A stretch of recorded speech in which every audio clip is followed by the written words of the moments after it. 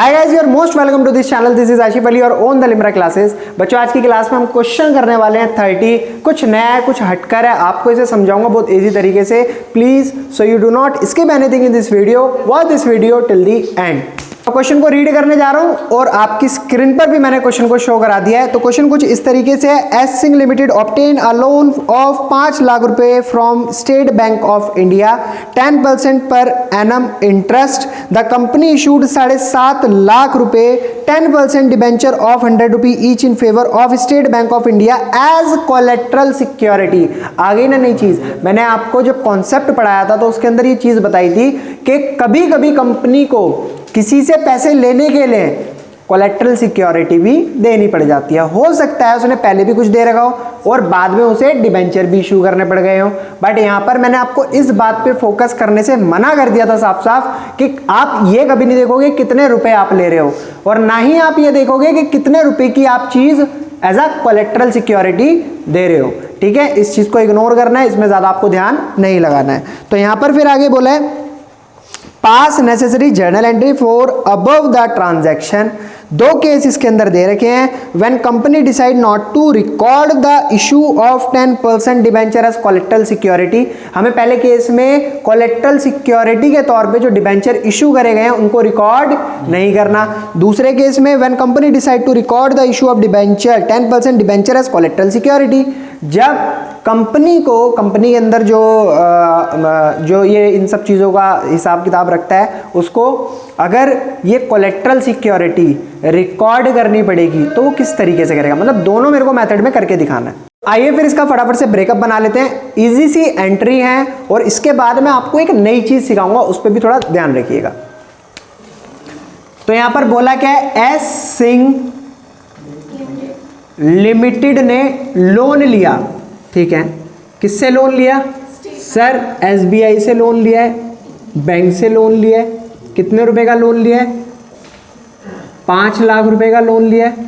ठीक है, अब इसके बदले एस सिंह को क्या करना पड़ेगा? इंटरेस्ट पे करना पड़ेगा। कितने रुपए? 10% पर एनम का इंटरेस्ट पे करना पड़ेगा। कोई दिक्कत नहीं है, लोन ले लिया, इंटरेस्ट देते रहेंगे। अब बैंक ने कहा मैं तुम पे ऐसे भरोसा क्यों कर लूं, मुझे ऐसा कुछ दो तो सही। हो सकता है उन्होंने दे भी दिया हो, लेकिन फिर भी बैंक कहने लगा कि मुझे अभी तक भरोसा नहीं हुआ है, मुझे कुछ और भी ला कर दो। तो वहां पर कंपनी क्या करती है? कंपनी कहती है ये लो बैंक मेरे पास डिबेंचर है, ये डिबेंचर है और आप इसे रख लो। अब क्वेश्चन में साफ साफ बोला गया है डिबेंचर कितने रुपए के दिए? 7.5 लाख रुपए के डिबेंचर दिए हैं। एक डिबेंचर की कीमत कितनी बताई है? 100 रुपी। क्लियर है यहाँ तक बात? अब मैंने आपको इसके बारे में एक चीज और बताई थी कि जितने परसेंट का डिबेंचर है, ऐसा होता था ना, कूपन रेट होता था, जब पब्लिक को ये डिबेंचर दिया जाता तो उसका इंटरेस्ट मिलता था, है ना। लेकिन बैंक के केस में ऐसा नहीं होगा क्योंकि ऐसा कोलेट्रल सिक्योरिटी दिया है। ठीक है, वो जो इनका लोन वोन का हिसाब किताब है वो तो चलता रहेगा, मगर क्या होगा जब वो लोन क्लोज हो जाएगा तो डिबेंचर ऐसे के ऐसे इनके वापस आ जाएंगे। तो यहाँ तक बात क्लियर है? कोई दिक्कत, कोई परेशानी? ठीक है, आगे कराऊं, एंट्री शुरू करें। तो मैंने आपको याद होगा कॉन्सेप्ट में आपको एंट्रियां सिखाई थी 2 तरीके से। जब अभी तो मैं पहला केस करा रहा हूं यहां पर, उस केस में क्या बताया था? जब हमें कोलेट्रल सिक्योरिटी की एंट्री रिकॉर्ड नहीं करनी होती तो हम उस एंट्री को कैसे कर देते? कंपनी ने लोन लिया तो bank account debit to loan account. कहां से पैसा आया? Loan account. कितने रुपए? 5 लाख रुपए। 5 लाख रुपए। तो यहां तक क्लियर है? सेकेंड एंट्री क्या होगी? No entry. वेरी गुड, क्योंकि मैंने आपको बताया था कि जब कोलेट्रल सिक्योरिटी रिकॉर्ड नहीं करनी तो हम कोई भी एंट्री नहीं करेंगे। अब बात करते हैं हम सेकंड केस की। तो सेकंड केस में क्या देखा आपने? वो एंट्री हमें रिकॉर्ड करनी पड़ेगी। तो पहली एंट्री तो हमारी सेम रहेगी, bank account debit to loan account 5 lakh और 5 लाख। ठीक है, अब मुझे कोलेट्रल सिक्योरिटी को रिकॉर्ड भी करना पड़ेगा। तो मैं एंट्री क्या करूंगा यहाँ पर? Debenture suspense account debit to 10% debenture account. ठीक है, और अमाउंट बताओ, अमाउंट क्या आएगा इसमें? 7.5 लाख रुपए की कोलेक्ट्रल सिक्योरिटी दी थी, तो यहाँ पर अमाउंट डाल देंगे 7.5 लाख रुपए।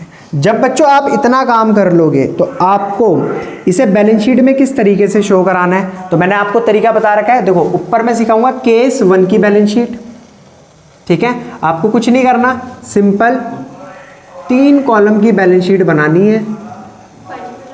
एक होगा हमारा पर्टिकुलर, यहां पर होगा हमारा अमाउंट, और यहां पर होगा हमारा नोट नंबर, और बस 2-3 लाइनों की बैलेंस शीट बनाकर इसको कर देंगे हम यहाँ पर क्लोज। इसी तरीके से सेम मुझे नोट नंबर में नोट्स भी तो बनाना पड़ेगा ना, एक नोट्स मैंने आपको बता रखा है, ये 2 लाइनों का बनेगा, ठीक है। इसके अंदर भी कुछ ज़्यादा चीज़ें नहीं होंगी। एक हमारा अमाउंट का कॉलम होगा और ये हमारा पर्टिकुलर्स वाला कॉलम होगा जिसके अंदर हम सारी चीज़ें डालेंगे। तो मैंने आपको बैलेंस शीट में क्या चीज़ बताई थी, पहले क्या आता है? Very good, equity and liability. फिर इसके बाद क्या आएगा?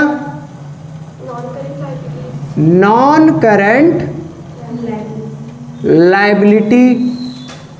फिर उसके बाद लॉन्ग टर्म बोरोइंग्स, ठीक है। अभी इसके अंदर हम अमाउंट नहीं डालेंगे, अमाउंट डालेंगे बाद में, लास्ट में। पहले हम आ जाते हैं नोट्स पर। नोट्स में हम सबसे पहले क्या लिखा करते थे? Long term borrowing. फिर उसके बाद लोन फ्रॉम एसबीआई। एसबीआई से लोन लिया था ना, कितने रुपए का लोन लिया है? 5 लाख रुपए। और इसके अलावा जब आप इतना काम खत्म कर लोगे तो आपको किस चीज़ पे ध्यान देना है कि देखो यहाँ पर मैंने वो चीज़ें नोट कर ली जो मैंने पहली एंट्री में करी थी।